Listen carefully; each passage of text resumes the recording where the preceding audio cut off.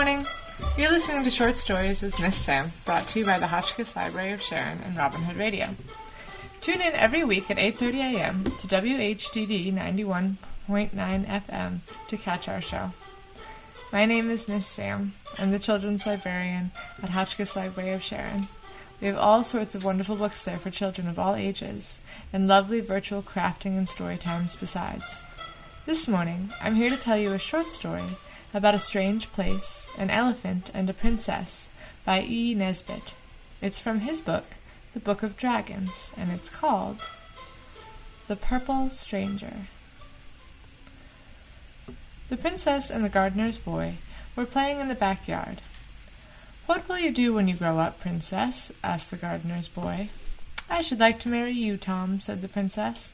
"Would you mind?" "No," said the gardener's boy. "I shouldn't mind much. I'll marry you if you like, if I have the time." For the gardener's boy meant, as soon as he was grown up, to be a general and a poet and a prime minister and an admiral and a civil engineer. Meanwhile, he was top of all his classes at school and tip-top of the geography classes. As for Princess Marianne, she was a very good little girl, and everyone loved her. She was always kind and polite, even to her Uncle James, and to other people whom she did not like very much. And though she was not very clever, for a princess, she always tried to do her lessons. Even if you know perfectly well that you can't do your lessons, you might as well try, and sometimes you find that by some fortunate accident they really are done. Then the princess had a truly good heart. She was always kind to her pets. She never slapped her hippopotamus when it broke her dolls in its playful gambols, and she never forgot to feed her rhinoceros in their little hutch in the backyard. Her elephant was devoted to her, and sometimes Marianne made her nurse quite cross by smuggling the dear little thing up to bed with her and letting it go to sleep with its long trunk laid lovingly across her throat and its pretty head cuddled under her royal right ear. When the princess had been good all through the week, for, like all real live nice children, she was sometimes naughty, but never bad, Nurse would allow her to ask her little friends to come on Wednesday morning early and spend the day, because Wednesday is the end of the week in that country. Then, in the afternoon, when all the little dukes and duchesses and marquises and countesses had finished their rice pudding and had their hands and faces washed after it, Nurse would say, "Now, my dears, what would you like to do this afternoon?" just as if she didn't know. And the answer would always be the same. "Oh, do let us go to the zoological gardens, and ride on the big guinea pig, and feed the rabbits, and hear the dormouse sleep." So their pinafores were taken off, and they all went to the zoological gardens, where 20 of them could ride at a time on the guinea pig, and where even the little ones could feed the great rabbits, if some grown-up person were kind enough to lift them up for the purpose. There was always some such person, because in Rotundia everybody was kind, except one. Now that you have read as far as this, you know, of course, that the kingdom of Rotundia was a very remarkable place, and if you are a thoughtful child, as of course you are, you will not need me to tell you what was the most remarkable thing about it.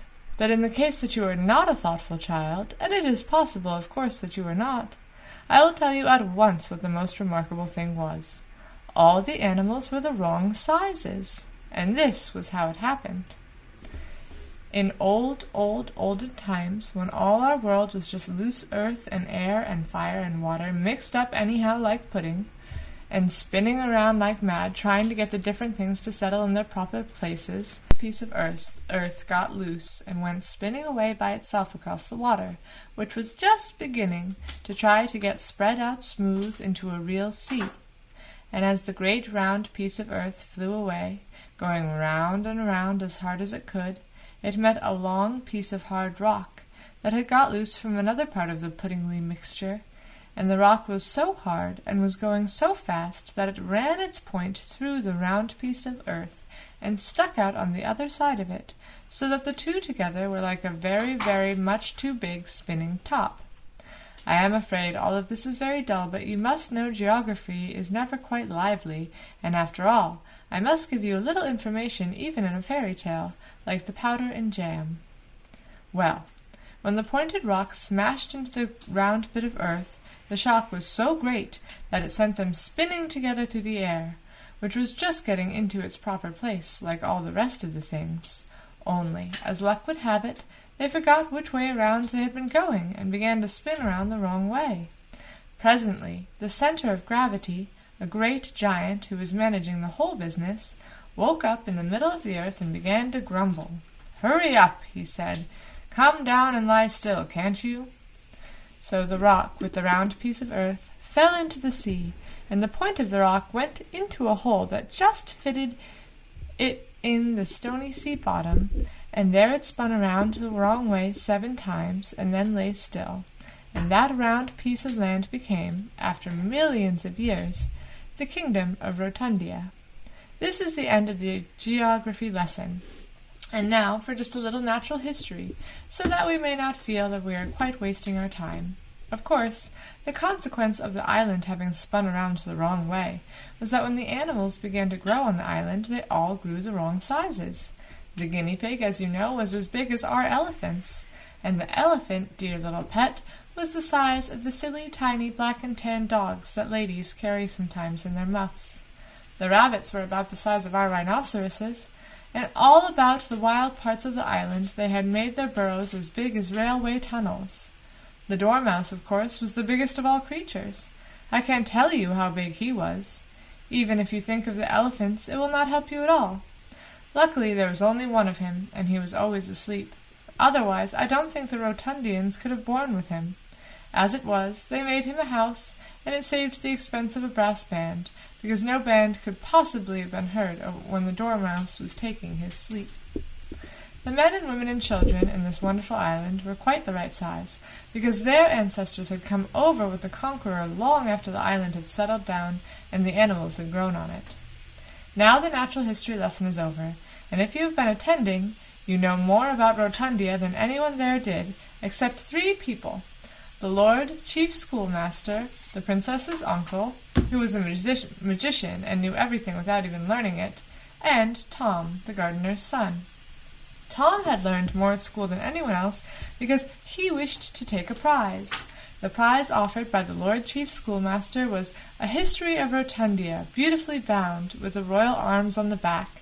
But after that day, when the princess said she meant to marry Tom, the gardener's boy thought it over, and decided that the best prize in the world would be the princess, and this was the prize Tom meant to take. And when you are a gardener's son, and you have decided to marry a princess, you will find that the more you learn at school, the better. The princess always played with Tom on the days when the little dukes and marquises did not come to tea, and when he told her he was almost sure of the first prize, she clapped her hands and said, "Dear Tom, dear good clever Tom, you deserve all the prizes, and I will give you my pet elephant, and you can keep him until we're married." The pet elephant was called Fido, and the gardener's son took him away in his coat pocket. He was the dearest little elephant you ever saw, about 6 inches long, but he was very, very wise. He could not have been wiser if he'd been a mile high. He lay down comfortably in Tom's pocket, and when Tom put it in his hand, Fido curled his little trunk around Tom's fingers with an affectionate confidence that made the boy's heart warm to his new little pet. What with the elephant and the princess's affection, and the knowledge that the very next day he would receive the history of Rotundia, beautifully bound, with the royal arms on the cover, Tom could hardly sleep a wink. And besides, the dog did bark so terribly. There was only one dog in Rotundia. The kingdom could not afford to keep more than one.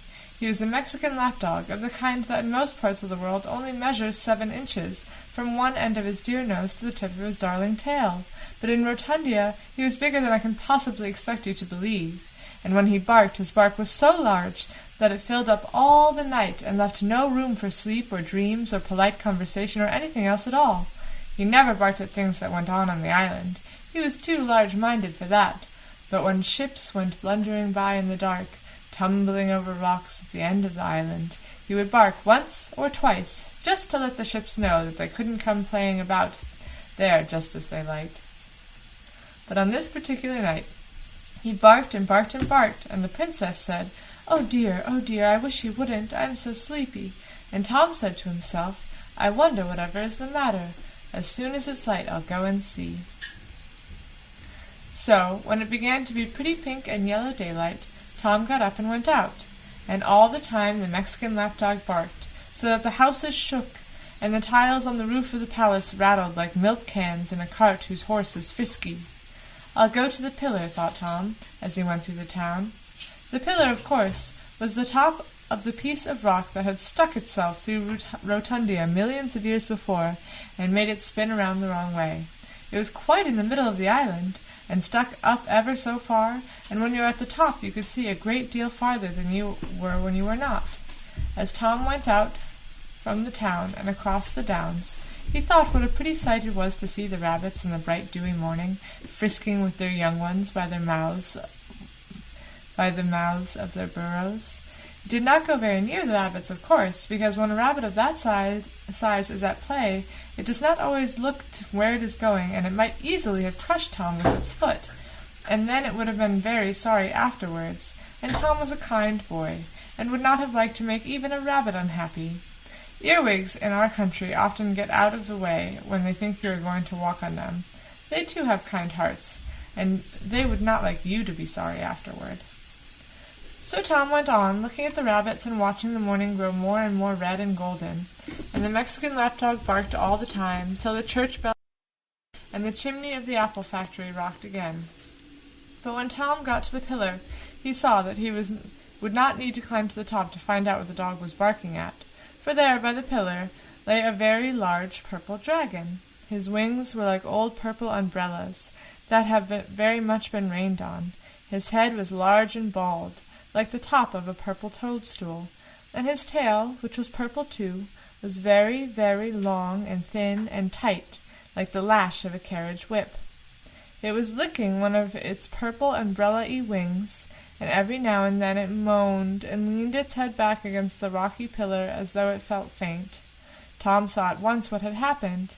A flight of purple dragons must have crossed the island in the night, and this poor one must have knocked its wing and broken it against the pillar. Everyone is kind to everyone in Rotundia, and Tom was not afraid of the dragon, although he had never spoken to one before. He had often watched them flying across the sea, but he had never expected to get to know one personally. So now he said, "I'm afraid you don't feel quite well." The dragon shook his large purple head. He could not speak, but like all other animals, could understand well enough when he liked. "Can I get you anything?" asked Tom politely. The dragon opened his purple eyes with an inquiring smile. "A bun or two now," said Tom coaxingly. "There's a beautiful bun tree quite close." The dragon opened a great purple mouth and licked his purple lips. So Tom ran and shook the bun tree, and soon came back with an armful of fresh currant buns, and as he came he picked a few of the bath kind, which grew on the low bushes near the pillar. Because, of course, another consequence of the island's having spun the wrong way is that all the things we have to make, buns and cakes and shortbread, grow on trees and bushes, but in Rotundia they have to make their cauliflowers and cabbages and carrots and apples and onions just as our cooks make puddings and turnovers. Tom gave all the buns to the dragon, saying, "Here, try to eat a little. You'll soon feel better then." He took the buns, nodded rather ungraciously, and began to lick his wing again. So Tom left him and went back to the town with the news, and everyone was so excited at a real live dragon's being on the island, a thing that had never happened before, that they all went to look at it, instead of going to the prize-giving, and the Lord Chief Schoolmaster went with the rest. Now, he had Tom's prize, the History of Rotundia, in his pocket, the one with the bound-in calf, with the royal arms in the cover, and it happened to drop out, and the dragon ate it, so Tom never got his prize after all. But the dragon, when he had gotten it, did not like it. "Perhaps it's for the best," said Tom. "I might not have liked the prize either, if I had gotten it." It happened to be a Wednesday, so when the princess's little friends were asked what they would like to do, all the little dukes and marquises and earls said, "Let's go and see the dragon." But the little duchesses and countesses said they were afraid. Then Princess Marianne spoke up royally and said, "Don't be silly, because it is only in fairy stories and in histories of England and things like that people are unkind and want to hurt each other. In Rotundia everyone is kind, and no one has anything to be afraid of, unless they're naughty, and then we know it's for our own good. So let's all go and see the dragon. We might take him some acid drops." So they went, and all the titled children took it in turns to feed the dragon with acid drops, and he seemed pleased and flattered, and wagged as much as his purple tail as he could get at conveniently, for it was a very, very long tail indeed. But when it came to the princess's turn to give an acid drop to the dragon, he smiled a very wide smile, and wagged his tail to the very last long inch of it, as much as to say, "Oh, you nice, kind, pretty little princess." But deep down in his wicked purple heart he was saying, "Oh, you nice, fat, pretty little princess, I should like to eat you instead of these silly acid drops." But of course nobody heard him, except the princess's uncle, and he was a magician, and accustomed to listening at doors. It was part of his trade. Now, you will remember that I told you that there was one wicked person in Rotundia, and I cannot conceal from you any longer that this complete bad was the princess's Uncle James. Magicians are always bad, as you know from your fairy books, and some uncles are bad, but as you see, by the Babes in the Wood or the Norfolk Tragedy, and one James at least was bad, as you have learned from your English history.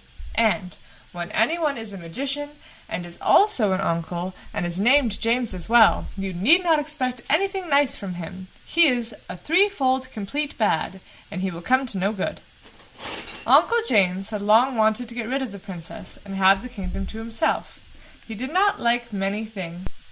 A nice kingdom was almost the only thing he cared for, but he had never quite seen his way clearly, because everyone is so kind in Rotundia that wicked spells will not work there, but run off these blameless islanders like water off a duck's back. Now, however, Uncle James thought there might be a chance for him, because he knew that now there were two wicked people on the island who could stand by each other, himself and the dragon. He said nothing, but he exchanged a meaningful glance with the dragon, and everyone went home to tea, and no one had seen the meaningful glance except Tom. Tom went home and told his elephant all about it. The intelligent little creature listened carefully, then climbed from Tom's knee to the table, on which stood an ornamental calendar that the princess had given Tom for a Christmas present. With its tiny trunk the elephant pointed out a date, the 15th of August, the princess's birthday, and looked anxiously at its master. "What is it, Fido, good little elephant?"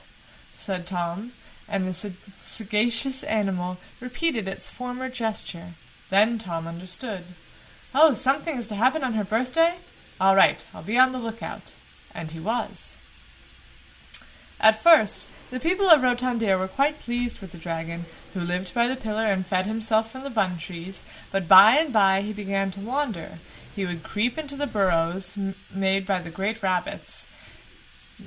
The excursionists sporting on the downs would see his long, tight, whip-like tail wriggling through a burrow and out of sight, and before they had time to say, "There he goes," his ugly purple head would come poking out from another rabbit hole, perhaps just behind them, or laugh softly to itself just in their ears, and the dragon's laugh was not a merry one. This sort of hide-and-seek amused people at first, but by and by it began to get on their nerves, and if you don't know what that means, ask Mother time you are playing blind man's buff when she has a headache. Then the dragon got into the habit of cracking its tail, as people crack whips, and this also got on people's nerves. Then, too, little things began to be missed, and you know how unpleasant that is. Even in a private school, and in a public kingdom it is, of course, much worse. The things that were missed were nothing much at first, a few little elephants, a hippopotamus or two, and some giraffes and things like that. It was nothing much, as I say, but it made people feel uncomfortable. Then one day a favorite rabbit of the princess's, called Frederick, mysteriously disappeared, and then came a terrible morning when the Mexican lapdog was missing. He had barked ever since the dragon came to the island, and people had grown quite used to the noise. So when his barking suddenly ceased, it woke everybody up, and they all went to go see what was the matter, and the lapdog was gone. A boy was sent to wake the army, so that it might look for him. But the army was gone too, and now the people began to be frightened. Then Uncle James came out onto the terrace of the palace, and he made the people a speech. He said, "Friends, fellow citizens, I cannot disguise myself from myself or from you, that this purple dragon is a poor, penniless exile, a helpless alien in our midst, and besides, he is no end of a dragon." The people thought of the dragon's tail and said, "Hear, hear." Uncle James went on, Something has happened to a gentle and defenseless member of our community. We don't know what has happened." Everyone thought of the rabbit named Frederick and groaned. "The defenses of our country have been swallowed up," said Uncle James. Everyone thought of the poor army. "There's only one thing to be done." Uncle James was warming to his subject. "Could we ever forgive ourselves if by neglecting a simple precaution we lost more rabbits, or even perhaps our navy, our police, and our fire brigade? For I warn you that the purple dragon will respect nothing, however sacred." Everyone thought of themselves, and they said, "What is the simple precaution?" Then Uncle James said, "Tomorrow is the dragon's birthday. He is accustomed to have a present on his birthday. If he gets a nice present, he'll be in a hurry to take it away and show it to his friends, and he'll fly off and never come back." The crowd cheered wildly, and the princess from her balcony clapped her hands. "The present the dragon expects," said Uncle James cheerfully, "is rather an expensive one, but when we give, it should not be in a grudging spirit, especially to visitors. What a dragon wants is a princess. We only have one princess, it is true, but far be it from us to display a miserly temper at such a moment. And the gift is worthless that costs the giver nothing. Your readiness to give up your princess will only show how generous you are." The crowd began to cry, for they loved their princess, though they quite saw that their first duty was to be generous and give the poor dragon what it wanted. The princess began to cry, for she did not want to be anybody's birthday present, especially a purple dragon's. And Tom began to cry because he was so angry. He went straight home and told his little elephant, and the elephant cheered him up so much that presently the two grew quite absorbed in a top that the elephant was spinning with his little trunk. Early in the morning Tom went to the palace. He looked out across the downs. There were hardly any rabbits playing there now. Then he gathered white roses and threw them at the princess's window till she woke up and looked out. "Come up and kiss me," she said. So Tom climbed up the white rose bush and kissed the princess through the window, and said, "Many happy returns of the day." Then Marianne began to cry and said, "Oh, Tom, how can you, when you know quite well—" "Oh, don't," said Tom. "Why, Marianne, my princess, my precious, what do you think I should be doing while the dragon was getting his birthday present? Don't cry, my own little Marianne. Fido and I have arranged everything. You've only got to do as you're told." "Is that all?" said the princess. "Oh, that's easy. I've often done that." Then Tom told her what she was to do, and she kissed him again and again.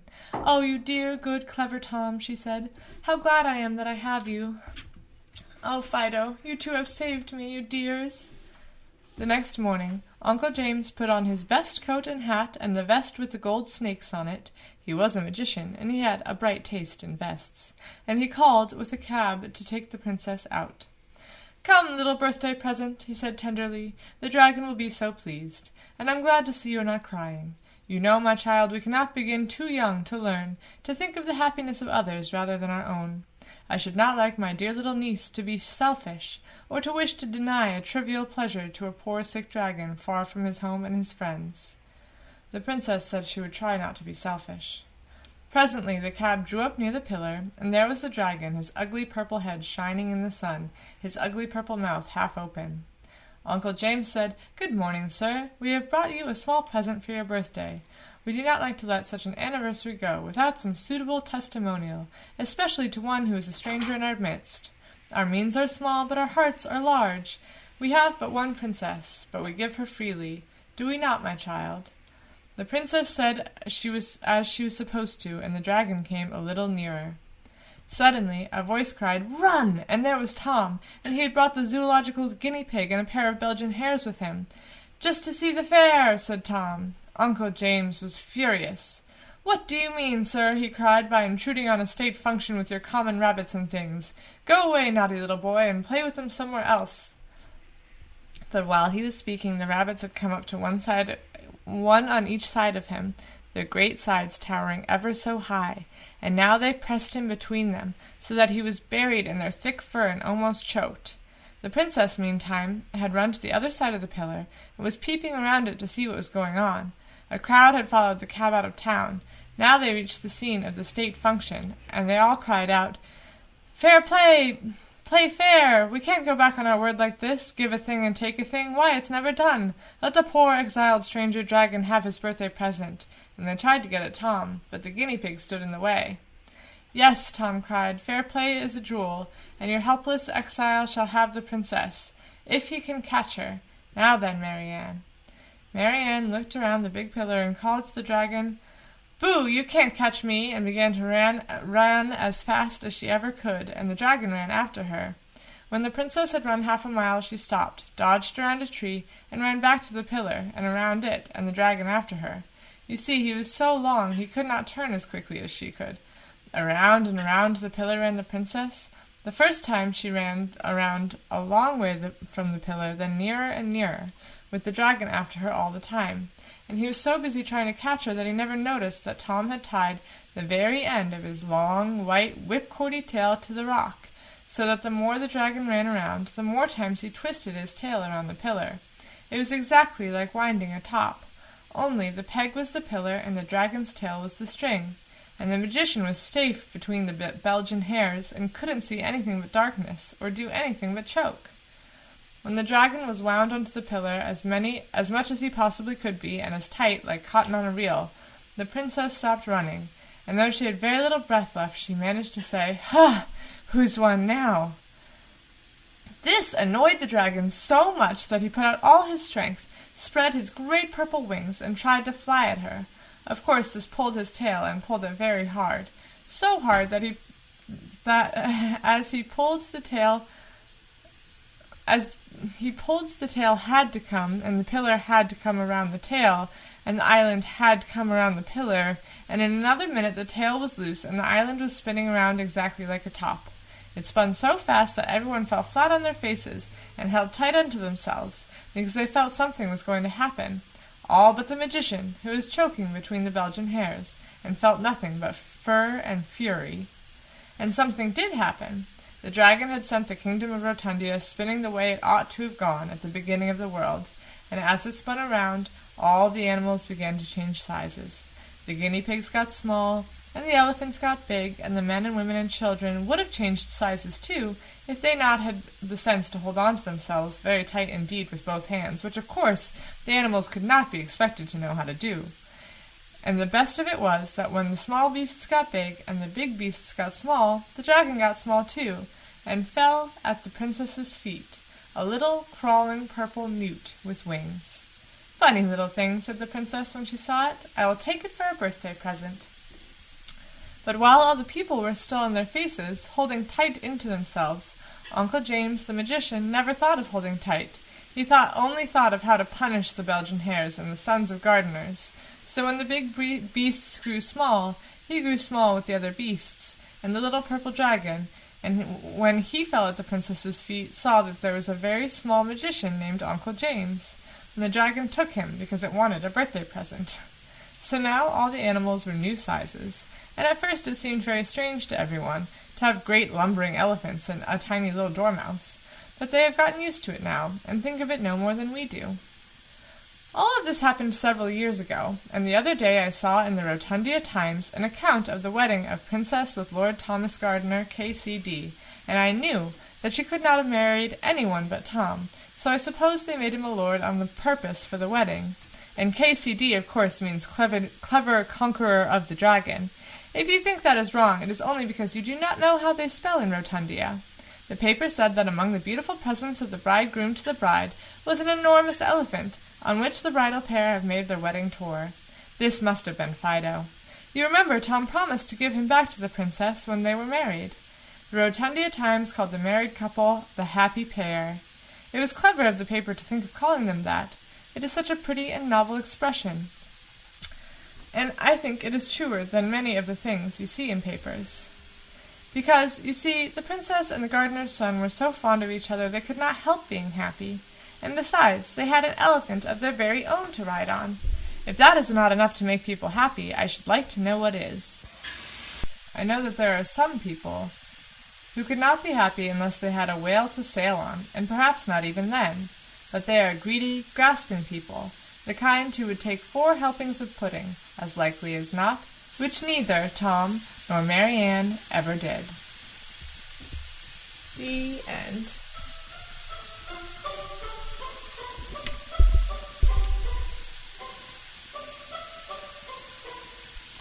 Thanks for listening to Short Stories with Miss Sam. I hope you are entertained by today's story and that you join me next week. Short Stories with Miss Sam is brought to you by the Hotchkiss Library of Sharon and Robin Hood Radio and can be heard each week on Sunday mornings, 8:30 a.m. here on WHDD 91.9 FM. All the sounds used in this episode are from freesound.org.